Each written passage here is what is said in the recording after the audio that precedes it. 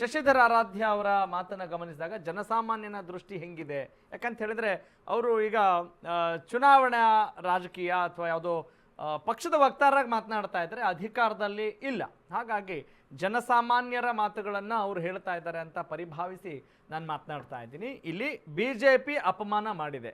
ಅವರಿಗೆ ವಯಸ್ಸಿನ ಕಾರಣ ನೀಡಿ ಅವರು ಟಿಕೆಟ್ ಕೊಟ್ಟಿಲ್ವೋ ಅಥವಾ ಬೇರೆ ಲೆಕ್ಕಾಚಾರಗಳಿದ್ದಾವ ಅಂತ ಹೇಳಿದಾಗ, ರಾಜಕೀಯ ಅಂತ ಬಂದಾಗ ಇವ್ರು ಏನೋ ಮೇಲ್ನೋಟಕ್ಕೆ ಏನು ಹೇಳ್ತಾರಲ್ಲ ಅದನ್ನಂತೂ ನಾವು ಕೇಳಂಗಿಲ್ಲ ಅನ್ನೋದನ್ನು ಜನರು ಕೂಡ ಗಮನದಲ್ಲಿ ಇಟ್ಕೊಳ್ಬೇಕು ಅನ್ನುವ ತಾತ್ಪರ್ಯವನ್ನು ಶಶಿಧರ್ ಆರಾಧ್ಯ ಅವರು ಹೇಳಿದರು ಅಂತ ಭಾವಿಸ್ತಾ, ಈಗ ನನ್ನ ಕಲೀಗ್ ಇನ್ಪುಟ್ ಎಡಿಟರ್ ಪವನ್ ಈ ಬಗ್ಗೆ ಮತ್ತಷ್ಟು ಮಾಹಿತಿ ನೀಡ್ತಾರೆ. Pavan, are you online? Thanks for your patience. Yes Pavan, ಈಗ ಚರ್ಚೆ ಯಾವ ರೀತಿ ಸಾಗ್ತಾ ಇದೆ ಅನ್ನೋದು ನಿಮಗೆ ಗೊತ್ತಿದೆ. ಆದರೆ ಇಲ್ಲಿ ಅವರು ಹಿರಿಯರು ಅನ್ನೋ ಕಾರಣಕ್ಕೋ ಅಥವಾ ಬೇರೆ ರಾಜಕೀಯ ಕಾರಣ ಏನೇ ಇರ್ಬೋದು ಕೂಡ, ಏನೇ ಇದ್ರೂ ಕೂಡ ಕೊನೆಗೆ ಕೌಂಟ್ ಆಗೋದು ಮುಂದಿನ ದಿನಗಳಲ್ಲಿ ಇದು ಯಾವ ಮಟ್ಟಿಗೆ ನಮ್ಮ ಪಕ್ಷಕ್ಕೆ ಹೊಡೆತ ತಂದು ಕೊಡುತ್ತೆ ಅಥವಾ ಬಲ ತಂದು ಕೊಡುತ್ತೆ ಅನ್ನೋ ಲೆಕ್ಕಾಚಾರ ಅಂತ ಬರೋದಾದರೆ ಚುನಾವಣೆ. ಈ ವೋಟ್ ಶೇರಿಂಗ್ ಸಂಬಂಧಪಟ್ಟ ಹಾಗೆ ನೀವೊಂದಿಷ್ಟು ನಿಮ್ಮ ಅನಾಲಿಸಿಸ್ನ ನೀಡಬೇಕು ಅಂತ ಕೇಳ್ಕೊಳ್ತೀನಿ. ಅಂದರೆ 2024ರಲ್ಲಿ ಏನಾಯಿತು, ವೋಟ್ ಶೇರಿಂಗ್ ಹೆಂಗೆ ಇದು ಹೊಡೆತ ಬಿತ್ತು, ಈಗ HD ದೇವೇಗೌಡರಿಗೆ ಟಿಕೆಟ್ ಮಿಸ್ ಮಾಡಿರೋ ವಿಚಾರವನ್ನು ಭಾರತೀಯ ಜನತಾ ಪಕ್ಷಕ್ಕೆ ಆಗುವಂಥ ಪರಿಣಾಮ ಏನು, JDS ಯಾವ ರೀತಿ ನಿರ್ಧಾರಗಳನ್ನ ತೆಗೆದುಕೊಳ್ಬೋದು, ಇದನ್ನು ಕಾಂಗ್ರೆಸ್ ಯಾವ ರೀತಿ ಎನ್ಕ್ಯಾಶ್ ಮಾಡಿಕೊಳ್ಳುತ್ತೆ ಮುಂದಿನ ದಿನಗಳಲ್ಲಿ, ಇದರಲ್ಲಿ ಸವಾಲು ಮತ್ತು ಲಾಭ ನಷ್ಟದ ವಿಚಾರಕ್ಕೆ ಸಂಬಂಧಪಟ್ಟ ಹಾಗೆ ಮತ್ತು ಒಕ್ಕಲಿಗ ಸಮುದಾಯದ ಮತಗಳಿಗೆ ಸಂಬಂಧಪಟ್ಟ ಹಾಗೆ ಈ ಸಮೀಕರಣವನ್ನು ಹೆಂಗೆ ನೋಡ್ಬೋದು ಅಂತೀರಿ? Over to you, could you go head.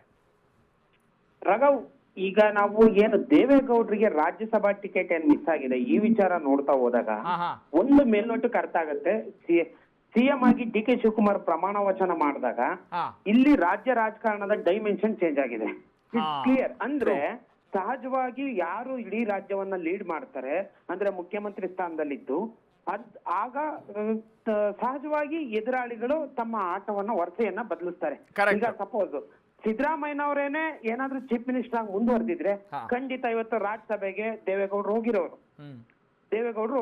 ಆದ್ರೆ DK ಶಿವಕುಮಾರ್ ಚೀಫ್ ಮಿನಿಸ್ಟರ್ ಆದ ಕಾರಣ ದೇವೇಗೌಡರು ಹೊರತಾಗಿ ಕುರುಬ ಕಮ್ಯುನಿಟಿಯ ಪ್ರೊಫೆಸರ್ ನಾಗರಾಜ್ ಅವರಿಗೆ ಟಿಕೆಟ್ ಕೊಟ್ಟಿದ್ದಾರೆ. ಯಾರು ಸರಿನಾ? ಇದ್ರ ಲೆಕ್ಕಾಚಾರ ಏನಂದ್ರೆ ದೇವೇಗೌಡರಿಗೆ ಟಿಕೆಟ್ ತಪ್ಪಿಸ್ಬೇಕು ಅನ್ನೋದು ಬಿಜೆಪಿಯ ಉದ್ದೇಶ ಅಲ್ಲ. ಆದ್ರೆ ಜಾತಿ ಈಕ್ವೇಶನ್ ಇಡೀ ರಾಜ್ಯದಲ್ಲಿ ಅಥವಾ ಇಡೀ ದೇಶದಲ್ಲಿ ನಡೆಯುವಂತ ಜಾತಿ ಈಕ್ವೇಶನ್ ಮೇಲೆ ರಾಜಕಾರಣ ನಡೆಯುತ್ತೆ. ಅದು ಸಹಜವಾಗಿ ನಮಗೂ ಗೊತ್ತಿರುತ್ತೆ. ಈಗ ಮುಂದಿನ ಶಾಕಿಂಗ್ ವಿಚಾರ ಏನ್ ಗೊತ್ತಾ, ದೇವೇಗೌಡರಿಗೆ ಟಿಕೆಟ್ ಸಿಕ್ಕಿರೋದಲ್ಲ, ವಿಧಾನಸಭೆಯಲ್ಲಿ ವಿಪಕ್ಷ ನಾಯಕ ಆಗಿದಾರಲ್ಲ ಯಾರು ಅಶೋಕ್, ಅವರನ್ನ ಸ್ಥಾನದಿಂದ ಕೆಳಗಿಸ್ತಾರೆ. ಯಾಕೆ ಅಂದ್ರೆ ಒಬ್ಬ ನಾಯಕ CM ಆಗಿದ್ದಾಗ ಅವನ ಎದುರಾಳಿಯಾಗಿ ಬೇರೆ ಕಮ್ಯುನಿಟಿಯ ನಾಯಕರನ್ನ ರೆಪ್ರೆಸೆಂಟ್ ಮಾಡ್ತಾರೆ ಸಹಜವಾಗಿ. ಇದು ಎಲ್ಲಾ ರಾಜಕಾರಣಗಳ ಒಂದು ಡೈಮೆನ್ಷನ್. ಇವಾಗ ಸಪೋಸ್ ಇಡೀ ದೇಶದಲ್ಲಿ ನೀವು ಚೆಕ್ ಮಾಡ್ತಾ ಹೋದ್ರೆ ರಘವ್, ಎಲ್ಲೂ ಕೂಡ ಒಂದೇ ಜಾತಿಯ ಚೀಫ್ ಮಿನಿಸ್ಟರ್ ಇದ್ದಾಗ ಒಂದೇ ಜಾತಿಯ ವಿರೋಧ ಪಕ್ಷದ ನಾಯಕ ಇರಲ್ಲ, ರೆಪ್ರೆಸೆಂಟ್ ಮಾಡ್ತಾರೆ. ನೀವು ಅದಕ್ಕೆ ಎನ್ಕೇಜ್ ಆಗಿ ಈಗ ಬಿಜೆಪಿ ಮಾಡಿರೋದು ತಂತ್ರಗಾರಿಕೆ ನೋಡಿದ್ರೆ ಸಹಜವಾಗಿ ಅದು ಕರೆಕ್ಟ್ ಇದೆ. ಇವಾಗ ಸಿದ್ದರಾಮಯ್ಯ ಏನಾದ್ರೂ CM ಆಗಿದ್ದಿದ್ರೆ ಖಂಡಿತ ದೇವೇಗೌಡರು ರಾಜ್ಯಸಭೆಗೆ ಹೋಗಿರೋರು, ಅವ್ರ ಆಯ್ಕೆ ಸಹಜವಾಗಿ ಅದೇ ಇರ್ತಿತ್ತು. ಆದ್ರೆ ಸಿದ್ದರಾಮಯ್ಯನವ್ರು ಬದಲಾದ ರಾಜಕೀಯದಲ್ಲಿ ಒಕ್ಕಲಿಗ ಕಮ್ಯುನಿಟಿನ ರೆಪ್ರೆಸೆಂಟ್ ಮಾಡೋ DK ಶಿವಕುಮಾರ್ ಅಧಿಕಾರಕ್ಕೆ ಬಂದ ತಕ್ಷಣ ಸಹಜವಾಗಿ ಅಹಿಂದನವರು ಓಲೈಕೆ ಮಾಡಕ್ ಹೋಯ್ತು. ಇವತ್ತು ರಘವ್, ನಾನು ನಿಮ್ಗೊಂದು ಹೇಳ್ಬೇಕು, ಇವತ್ತು ವಿಧಾನ ಪರಿಷತ್ತು ಮತ್ತೆ ರಾಜ್ಯಸಭೆಗೆ ನಾಮಿನೇಷನ್ ಮಾಡಿರೋಂತವ್ರು ಒಂದು professor M Nagaraju belongs to Kuruba community, Lingaraj Patil belongs to Lingayat community and Raghu Kautilya belongs to Madivala community. Raghav, Kuruba community 48 lakh voters, ಇದು ಯಾವ್ದು ಲಿಂಗಾಯತ 53+ ಅಂದ್ರೆ 53 ಲಕ್ಷಕ್ಕಿಂತ ಜಾಸ್ತಿ ಇದ್ದಾರೆ. ಮತ್ತೆ ಇವ್ರು ಮಡಿವಾಳ ಕಮ್ಯುನಿಟಿ 11 ಲಕ್ಷ ಇದೆ. ಇದು ನೀವು ಕೌಂಟ್ ಮಾಡಿದ್ರೆ 1,12,00,000 ಆಗುತ್ತೆ. 100% ಯಾರು ವೋಟ್ ಹಾಕಲ್ಲ. ದಟ್ಸ್ 50% ವೋಟು ಸಹಜವಾಗಿ ಒಂದ್ ಪಕ್ಷಕ್ಕೆ ಬರ್ಬೋದು. ಯಾಕಂದ್ರೆ 30-35% ವೋಟ್ ಕರೆಕ್ಟ್ ಬರುತ್ತೆ ಅಲ್ವಾ? ಅಲ್ಲ, ಓಕೆ, ಇದು ಎಷ್ಟರ ಮಟ್ಟಿಗೆ ಸಿಗ್ನಿಫಿಕೆಂಟ್ ಆಗಬಹುದು ಅಂತ ಅನ್ಸುತ್ತೆ ದೇವೇಗೌಡರ ಈ ವಿಚಾರ? ಹೌದು, ನೀವು ಹೇಳಿದ್ದ ನಾನು ಒಪ್ಕೊಳ್ತೀನಿ. ಯಾವುದೇ ಪ್ರಬಲ ಯಾವ ಸಮುದಾಯದ ಮುಖ್ಯಮಂತ್ರಿ ಇರ್ತಾರೋ ಅದೇ ಸಮುದಾಯದ ಮತ್ತೊಬ್ಬ ಎದುರಾಳಿಯನ್ನಾಗಿ ನೋಡಲಿಕ್ಕೆ ಪ್ರತಿಪಕ್ಷಗಳು ನೋಡಲ್ಲ, ಅದು ಕರೆಕ್ಟು. ಆದರೆ ಇದನ್ನು JDS ಯಾವ ರೀತಿ ಸರಿದೂಗಿಸಬಹುದು? ಇವತ್ತು ಭಾರತೀಯ ಜನತಾ ಪಕ್ಷದ ವಕ್ತಾರರೇ ಬಂದಿಲ್ಲ ಪವನ್, ಇದೇ ಕಾರಣವನ್ನು ಹೇಳ್ಕೊಂಡು ಸ್ಟುಡಿಯೋ. ರಘವ್ ಏನ್ ಗೊತ್ತಾ, ಮೇಲಿನವರು ಏನ್ ಡಿಸಿಷನ್ ತಗೋತಾರೆ ಅನ್ನೋದು ಇವರು ಸೂಕ್ಷ್ಮವಾಗಿ ಅಬ್ಸರ್ವ್ ಮಾಡಲ್ಲ. ಈಗ ಏನಾಗುತ್ತೆ ಅಂದ್ರೆ ಈಗ ಕೆಲವೊಂದು ಸಂದರ್ಭದಲ್ಲಿ ವಕ್ತಾರರಿಗೆ ಅದನ್ನ ಸಮರ್ಥಿಸ್ಕೊಳ್ಳೋದಕ್ಕೆ ಹಿಂಜರಿಕೆ ಏನೋ ಇದ್ರೂ ಇರ್ಬೋದು. ಆದ್ರೆ ನಾವು ಪತ್ರಕರ್ತರಾಗಿ ನಾವು ಅದನ್ನ ನೀಟಾಗಿ ಬಿಚ್ಚಿಡ್ಬೇಕಾಗುತ್ತೆ. Got it. ಒಟ್ನಲ್ಲಿ ವೋಟ್ ಶೇರಿಂಗ್ ಮೇಲೆ ಇದು ಪರಿಣಾಮ ಬೀರುವಂತ ಎಲ್ಲಾ ಸಾಧ್ಯತೆಗಳು ಇದ್ದೇ ಇರುತ್ತವೆ. ಖಂಡಿತ ಇಲ್ಲ ರಘವ್, ನನಗೇನ್ ಅನ್ನಿಸ್ತಾ ಇದೆ ಗೊತ್ತಾ, ಈಗಿನ ಕ್ಷಣಕ್ಕೆ ಇವರು ದೇವೇಗೌಡರಿಗೆ ಅವಕಾಶ ತಪ್ಪಿದೆ ಅಂದ ತಕ್ಷಣ ಈಗ ಪರ್ಮನೆಂಟ್ ಆಗಿ ಅವಕಾಶ ತಪ್ಪಿಲ್ಲ ಅಂತ ನಾನು ಹೇಳಬಲ್ಲೆ. ಯಾಕೆಂದ್ರೆ ಅಷ್ಟೇ ಗೌರವವಾಗಿ ಪ್ರಧಾನಿ ಮೋದಿ ಅವರು ದೇವೇಗೌಡರನ್ನ ಕಂಡಿದ್ದಾರೆ ಒಂದು. ಆದ್ರೆ ಕುಮಾರಸ್ವಾಮಿ ಅವರಿದ್ದಾರೆ, ಕೇಂದ್ರ ಸಚಿವರಾಗಿ ಕುಮಾರಸ್ವಾಮಿ ಅವರಿದ್ದಾರೆ. ಮತ್ತೆ ಮುಂದೆ ಕರ್ನಾಟಕದಲ್ಲಿ ಮೈತ್ರಿ ಸರ್ಕಾರ ಏನ್ 2020-28ರಲ್ಲಿ ಅವ್ರು ಅಂದ್ಕೊಂಡ ಹಾಗೆ ಬಿಜೆಪಿ ಜೆಡಿಎಸ್ ನವರು ಅಂದ್ಕೊಂಡ ಹಾಗೆ ಅಧಿಕಾರಕ್ಕೆ ಬಂದ್ರೆ ಅವರು ಖಂಡಿತ ಕುಮಾರಸ್ವಾಮಿಗೆ ಒಂದು ಓಪನ್ ಆಫರ್ ಇರುತ್ತೆ. ಅಂದ್ರೆ ನೀವು 1-2 ವರ್ಷ ಆಗ್ಲಿ, ಫಸ್ಟ್ ಒಂದ್ ಟರ್ಮ್ ನೀವು ಮಾಡಿ. ಅದು ಮುಂದಿನ ಮಾತು. ಓಕೆ, ನೀವು ಹೇಳೋದು ಸತ್ಯ. ಏನಾಗ್ಬೋದು ನೋಡೋಣ. ಒಟ್ಟಿನಲ್ಲಿ ಒಳ್ಳೆ ಆಡಳಿತ ಕೊಡೋ ನಿಟ್ಟಿನಲ್ಲಿ ಯಾರೇ ಬಂದರೂ ಕೂಡ ಯೋಚನೆ ಮಾಡಲಿ ಅಂತ ಹೇಳ್ತಾ ನಾವು ಮಾತು ಮುಂದುವರಿಸ್ಬೋದು ಮುಂದಿನ ಹಂತದಲ್ಲಿ. ಮತ್ತೆ ಬುಲೆಟಿನ್ ಟೈಮಲ್ಲಿ ನಾವು ಮಾತನಾಡೋಣ. ಥ್ಯಾಂಕ್ ಯು ಪವನ್ ತಮ್ಮ ಅನಾಲಿಸಿಸ್ಗೆ. ತಿಮ್ಮೇಗೌಡರ ಒಂದು ರಿಯಾಕ್ಷನ್ ತೆಗೆದುಕೊಂಡು ಬರೋಣ, ಆಮೇಲೆ ನಾವು ಬ್ರೇಕ್ ಹೋಗೋಣ. ತಿಮ್ಮೇಗೌಡ್ರೆ, ಈಗ ನಿಮ್ಗೆ ಹೇಳಿದೆ ಈಗ ಯಾವಾಗ ರೆಡಿ ಆಗಿ ಅಂತ ಅಲ್ವಾ? ಈಗೇನು ಅನ್ನಿಸ್ತದೆ? ಏನು ಅನಾಲಿಸಿಸ್ ನಡೀತಾ ಇದೆ ನಿಮಗೆ? ಇದು ಎಷ್ಟರ ಮಟ್ಟಿಗೆ ಈಗ ಸರಿ ಇದೆ? ಎಲ್ಲವೂ ಸರಿ ಇದೆ. ಭಾರತೀಯ ಜನತಾ ಪಕ್ಷದವ್ರು ಏನು ಮಾಡಿದ್ರು ಸರಿ ಅಂದರೆ ಅಷ್ಟೊಂದು ದೀನ ಸ್ಥಿತಿಗೆ ಹೋಗ್ಬಿಟ್ರಾ JDSನವರು? ನೋಡಿ ಸರ್, ನಮ್ಮಲ್ಲಿ ನಮ್ಮ ದೇವೇಗೌಡ ಸಾಹೇಬ್ರು ಇರ್ಬೋದು, ಕುಮಾರಣ್ಣ ಇರ್ಬೋದು, ಅಧಿಕಾರ ಇರಲಿ ಇಲ್ಲದೆ ಹೋಗಲಿ, ಅವ್ರು ಯಾವುದೇ ಪಕ್ಷ ಅಧಿಕಾರ ಇರಲಿ ಸರಿ ಮಾಡೋದಕ್ಕೆ ಪ್ರಯತ್ನ ಮಾಡ್ತಾರೆ. ರಾಜ್ಯದ ಅಭಿವೃದ್ಧಿ ಬಗ್ಗೆ, ಜನಗಳ ಅಭಿವೃದ್ಧಿ ಬಗ್ಗೆ ಗಮನ ಕೊಡ್ತಾರೆ. ಅಧಿಕಾರಿ ಉದಾಹರಣೆಗೆ ಒಂದು ಉದಾಹರಣೆ ಹೇಳ್ತೀವಿ. ಮೊನ್ನೆ 23ರಲ್ಲಿ ಇದೇ ಕಾಂಗ್ರೆಸ್ ಪಕ್ಷ ಬಹುಮತದಿಂದ ಬಂದಾಗ ಸದನದಲ್ಲಿ ಕುಮಾರಣ್ಣ ಹೇಳಿದ್ರು, ಜನ ನಿಮಗೆ ಬಹುಮತವನ್ನು ಕೊಟ್ಟಿದ್ದಾರೆ, ಒಳ್ಳೆ ಆಡಳಿತವನ್ನು ಕೊಡಿ, ಹಗರಣಗಳು ಬಾಬಡಿ. ನಾನು ಹೇಳಲಿಕ್ಕೆ ಬರ್ತೀನಿ, ಅದೇ ಅವ್ರು ತಪ್ಪಾರಿದ್ದಾಗ ಯಾವುದೇ ಪಕ್ಷ ಇರ್ಬೋದು ಮಾಡ್ತಕ್ಕಂಥ ಸರಿ ಇಲ್ಲ ಅಂತಕ್ಕಂಥದ್ದನ್ನು ಧೈರ್ಯವಾಗಿ ಹೇಳ್ತಕ್ಕಂಥ ಪಕ್ಷ ಅಂತಂದ್ರೆ JDS ಪಕ್ಷ. ಒಟ್ಟಿನಲ್ಲಿ ಅಧಿಕಾರದ ಲಾಲಸೆ ಅವ್ರಿಗಿಲ್ಲ ಅಂತೀರಿ? ಖಂಡಿತ ಅಧಿಕಾರದ ದಾಹ ಇಲ್ಲ, ಯಾವತ್ತಿಗೂ ಇಲ್ಲ.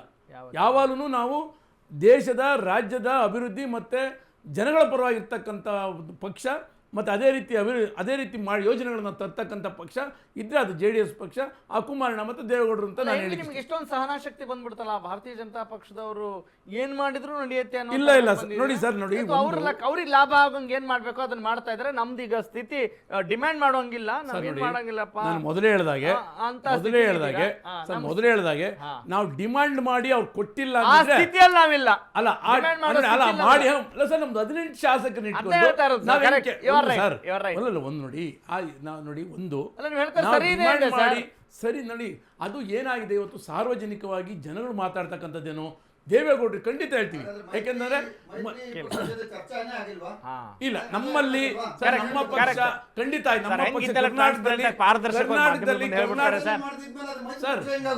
ಕರ್ನಾಟಕದಲ್ಲಿ ನಮ್ಮ JDS ಮತ್ತೆ BJP ನಾಯಕರು ಯಾವತ್ತೂ ಇದ್ರ ಬಗ್ಗೆ ಚರ್ಚೆ ಮಾಡಿಲ್ಲ. ರಾಜ್ಯಸಭೆ ಕಳಿಸ್ಕೊಡ್ಬೇಕು ಅಂತೇಳಿ ಯಾವತ್ತೂ ಮಾಡಿಲ್ಲ. ಆದರೆ ವಿಷಯ ಮಾಧ್ಯಮಗಳಲ್ಲಿ ಮತ್ತೆ ಬೇರೆ ಮಾತಾಡಿರ್ತಕ್ಕಂಥ ನಿಜ.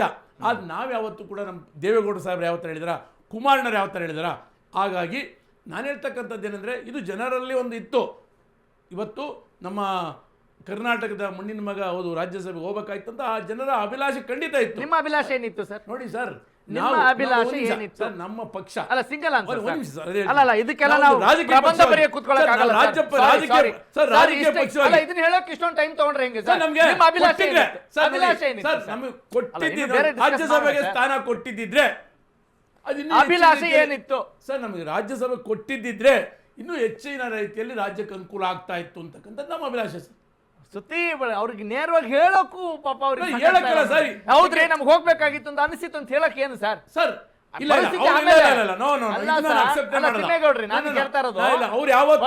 ಬೇರೆ ಸರ್, ನಿಮ್ಮ ಇಚ್ಛೆನ ಒಳಗಿನ ಇಚ್ಛೆನ ಧೈರ್ಯ ಕಳ್ಕೊಂಡ್ಬಿಟ್ರ ಸರ್? ಧೈರ್ಯ ಅಲ್ಲ ಸರ್, ಅವ್ರು ಯಾವತ್ತಾದ್ರೂ ಹೋಗ್ತೀವಿ. ಒಂದ್ ನಿಮಿಷ ಸರ್, ಈಗ ನೋಡಿ ಏನು ಇಲ್ಲಿ ಸಲ್ಲುವವನು ಅಲ್ಲಿಯೂ ಸಲ್ಲುವನಯ್ಯ ಅನ್ನೋ ಒಂದು ಮಾತಿದೆ. ಹಾಗೆ ಅವರೇ ಎಷ್ಟು ಹುಷಾರಾಗಿ ಜಾಣತನದಲ್ಲಿ ಮಾಡ್ತಿದ್ವಿ. ಇದೊಂದು ಸಣ್ಣ ಎಕ್ಸಾಂಪಲ್ ಸರ್. ಅವರು ಈ ಕಾರಣಕ್ಕೆ ಕೇಳಿ ಕಳಿಸದೇ ಇರೋದು ಅದೇ ನಿಮ್ಗೆ ಅರ್ಥ ಆಗ್ತಾ ಇಲ್ವಾ ಸರ್? ನೋಡಿ, ಇಲ್ಲ ಅದು ನಾನೇನು ಹೇಳಿಕ್ಕೆ ಇಷ್ಟಪಡ್ತೇನೆ, ನಮ್ಮ ಎಷ್ಟು ನೋಡಿ ಪಕ್ಷದಲ್ಲಿ ರಾಜಕಾರಣ ಅಂತ ಕುಮಾರಣ್ಣ ಬಂದ್ರೆ ಎಷ್ಟು ಕಷ್ಟಪಟ್ಟು ಮಾತಾಡ್ಬೇಕು. ಇಲ್ಲ ಕಷ್ಟ ಇಲ್ಲ ಸರ್, ಇರ್ತಕ್ಕಂಥ ವಾಸ್ತವ ಹೇಳ್ತಾ ಇದೀನಿ. ಹೇಳಿ ಸರ್, ಹೇಳಿ. ಯಾಕೆಂತಂದ್ರೆ ನೋಡಿ ನಾವು ಅವ್ರು ಬೆಂಕಿ ಯಾವತ್ತೂ ಕೂಡ ಉಗುಳೋದು ಸರ್ ಇಲ್ಲ, ಯಾವತ್ತಾದ್ರೂ ನುಂಗೋದು ಓಕೆ ಇಲ್ಲ. ಯಾವತ್ತಾದ್ರೂ ಯಾವ ಮೀಡಿಯಾದಲ್ಲಿ ಸರ್, I can ಹೋಗ್ತೀವಿ ಅಂತ ಹೇಳಿದ್ರ ಏನ್ ಅದು ಸರ್? ತೋರಿಸಿ ಸರ್. ಯಾವ ಸರ್? ದೇವೇಗೌಡ ಸಾಹೇಬ್ರು ನಾನು ರಾಜ್ಯಸಭೆಗೆ ಹೋಗಿ ರೆಡಿ ಯಾವತ್ತಾದ್ರೂ ಹೇಳಿದ್ರಾ? ಸರ್ ಅವ್ರು ಹೇಳ್ಬೇಕಾ? ಅಲ್ಲಲ್ಲ ಹೇಳಿ ಅವ್ರು ಮತ್ತೆ ಹೇಳ್ಬೇಕಾ? ಅಲ್ಲ, ಅವ್ರ ಆಸೆ ಇತ್ತು. ಅಲ್ಲ, ಅವ್ರು ಹೇಳ್ಬೇಕಾ? ನಿಜ. ನೋಡಿ ಸರ್, ಅವಕಾಶ ಸಿಕ್ಕರೆ ನೋಡಿ ಸರ್ ಒಂದೇ ಹೇಳ್ತೀನಿ ಡಿ ಕೆ ಶಿವಕುಮಾರ್ ಮತ್ತು ಸಿದ್ದರಾಮಯ್ಯ ಅವರ ನಡುವೆ ಒಪ್ಪಂದ ಆಗಿದೆ ಅಂತ ಏನಾದ್ರು ಹೇಳಿದ್ರ ಸರ್? ಸರ್ 100% ಡಿ ಕೆ ಯಾರು ಅವ್ರು ಹೇಳಿದ್ರಾ? ಡಿ ಕೆ ಶಿವಕುಮಾರ್ ಹೇಳಿದ್ರಲ್ಲ. ಅಲ್ಲ ಸರ್, ಒಂದು ಇಂಗ್ಲಿಷ್ ಮುಖ್ಯಮಂತ್ರಿ ಚಾನೆಲ್ ಏನಂತ ಹೇಳಿದ್ರು ಅವ್ರು ಹೇಳಿದ್ರು ಏನಂತ? We have understand- ಒಪ್ಪಂದ ಆಗಿ we have understand ಇಲ್ಲ between- ಸರ್, ಎಲ್ಲ ಹಂಗಲ್ಲ. ಈಗ 5 ವರ್ಷ ನಾನೇ ಮುಖ್ಯಮಂತ್ರಿ ಅಂತ ಹೇಳ್ತಾ ಇದ್ರು ಹೇಳ್ತಾ ಇದ್ರು. ಸಿದ್ದರಾಮಯ್ಯ. ಹೌದು, ಮತ್ತೆ ಸಿದ್ದರಾಮಯ್ಯ ಅದನ್ನ ಹೆಂಗ್ ಕೇಳಕ್ಕಾಗತ್ತ ನಾವು? ಹಂಗ್ ಕೇಳಕ್ಕಾಗತ್ತಾ? Can we ask in that matter? ನಾವು ಕೇಳಕ್ಕಾಗತ್ತಾ? ಅಲ್ಲ ಸರ್, ಹಂಗೆ ಹೇಳಿದ್ರು ಮರು ಆಯ್ಕೆ ಬಯಸಿರ್ಲಿಲ್ಲ. ಬಿಟ್ಟಿದೀವಿ ಅಂತ. ಅಲ್ಲ ಸರ್, ಇವ್ರಿಗೆ ಹಾಗಾದ್ರೆ ಏನು ಇಚ್ಛೆನೇ ಇಲ್ವಾ? ಯಾರಿಗೆ? ನೀವು ಬೇರೆ ಯಾರಿಗಾರು ಹೇಳಿ, ಇವತ್ತು ಬಂದಿರೋ ನಾಯಕನ ನಿನ್ನೆ ಮೊನ್ನೆ ಹುಟ್ಟಿದ ನಾಯಕನಿಗೆ ಬೇಕಾದ್ರೆ ಹೇಳಿ ಅವ್ನಿಗೆ ಇಚ್ಛೆ ಇಲ್ಲ ಅಂತ, ದೇವೇಗೌಡರಿಗೆ ಇಲ್ಲ ಅಂತ ಹೇಳಿದ್ರೆ ಹೆಂಗೆ ಸರ್? ನಾನು ಹೇಳ್ತೀನಿ ನೋಡಿ, ಅಲ್ಲ, in positive manner I am asking you. You didn't catch my ಅವಕಾಶವನ್ನು point. ಕೊಟ್ಟಿದ್ರೆ ಇನ್ನೂ ಹೆಚ್ಚಿನ ರೀತಿಯಲ್ಲಿ ಅವರ ಒಂದು ಜ್ಞಾನ, ಒಂದು ದೇವೇಗೌಡರು ಸೇವೆ, ನಿಮ್ಮ ದೇಶಕ್ಕೆ ಮರದ ತಿಮ್ಮೇಗೌಡರ ಅರ್ಥ ವೈಯಕ್ತಿಕ ಇತ್ತು. Opinion sir. ಏನ್ ಸರ್? ಅವ್ರು ರಾಜ್ಯಸಭೆಗೆ ಹೋಗ್ಬೇಕಿತ್ತ ಹೋಗ್ಬಾರ್ದಾಗಿತ್ತ? ಯಾರು ನಿಮ್ ಸರ್? ಪ್ರಕಾರ ರಾಜ್ಯಸಭೆಗೆ ಆಯ್ಕೆ ಮಾಡಿ ಕಳಿಸ್ಬೇಕಿತ್ತ ಕಳಿಸ್ಬಾರ್ದ ಮರು ಆಯ್ಕೆ? ಸರ್ ನಾನು ನನ್ನ ಕೇಳಿದ್ರೆ ಹೋಗ್ಬೇಕಿತ್ತು. ಅಷ್ಟೇ ಸರ್. ಸರ್, ಇಷ್ಟು ಹೇಳಕ್ಕೆ ನೀವು ಒಂದು ತಾಸು ತಗೊಳ್ತೀರಲ್ಲ ಆದ್ರೆ ಸರ್. ನಮ್ಮ ಒಂದ್ ನಿಮಿಷ ಸ್ಥಾನ ಕಡಿಮೆ ಉತ್ತರಕ್ಕೆ, ಇರೋದ್ರಿಂದ ಒಂದ್ second ನಾವು ಉತ್ತರಕ್ಕೆ. ಡಿಮ್ಯಾಂಡ್ ಮಾಡಿರ್ಲಿಲ್ಲ, ನಾನು ಆಗೋದು ಇಲ್ಲ. Correct sir, I can understand your situation. Not situation, it fact sir. ಹೌದು ಸರ್, ಈಗ ನೀ ಅರ್ಥ ಏನು? ನಾವು ಆ ಸ್ಥಿತಿಲಿ ಇಲ್ಲಪ್ಪ, ಆ ಥರ ಅಲ್ಲ ಸರ್. ಆಗುತ್ತೆ. No, no, no, ಆ ಸ್ಥಿತಿಲಿ ಅಲ್ಲ, ಆ ಸ್ಥಿತಿಲಿ ಅಲ್ಲ. ನೀವು ಮೊದ್ಲು ಆರಾಮದಿಂದ ಅದನ್ನೇ ಹೇಳ್ತಾ ಇದ್ದೀರಿ ಗೊತ್ತಾ?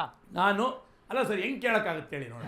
Okay. ಕುಮಾರಸ್ವಾಮಿ ಅವರ ಸ್ಟೇಟ್ಮೆಂಟ್ ಮಾಡ್ಬಿಟ್ಟಿದ್ದಾರೆ. ಎಸ್ ನಾವು ಕಾಂಗ್ರೆಸ್ ನಾಯಕರ ಮಾತನ್ನು ಕೇಳಬೇಕು ಏನೋ ಮುಂದಿನ ಮಾತಾಡ್ತೀವಿ. ಹಂತದಲ್ಲಿ. ಹಾಗಾದ್ರೆ ಇದು ನಮ್ಮ ಪಕ್ಷ ಮೈತ್ರಿ ಮೇಲೆ ಯಾವ ರೀತಿ ಪರಿಣಾಮ ಬೀರಬಹುದು ಅನ್ನೋದ್ರ ಬಗ್ಗೆ ಬಹಳ ಇಂಟ್ರೆಸ್ಟಿಂಗ್ ಟಾಪಿಕ್ ನಾವು ಚರ್ಚೆ ಮಾಡೋಣ. ಅದಕ್ಕಿಂತ ಮುಂಚಿತವಾಗಿ let's go for a quick break ನಾವು.